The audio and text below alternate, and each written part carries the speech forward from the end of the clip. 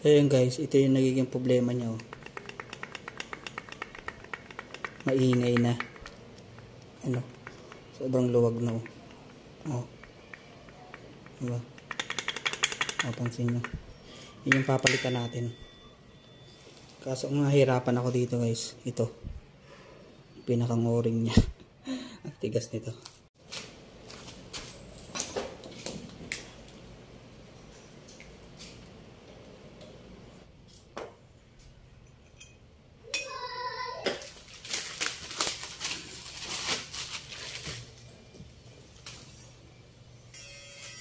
Guys, ito na yung stock natin. Nabili natin sa Yamaha ng 710 pesos. Ito stock.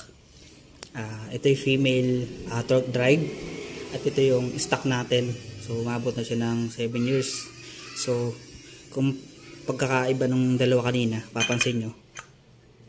Ito na siya guys. Sikip na. Ayan o. Hindi na umualog. Hindi na siya tumutunog, diba? So ayun na. Goods na.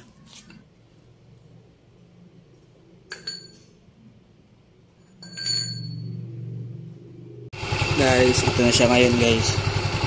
So may sira nga guys yung ating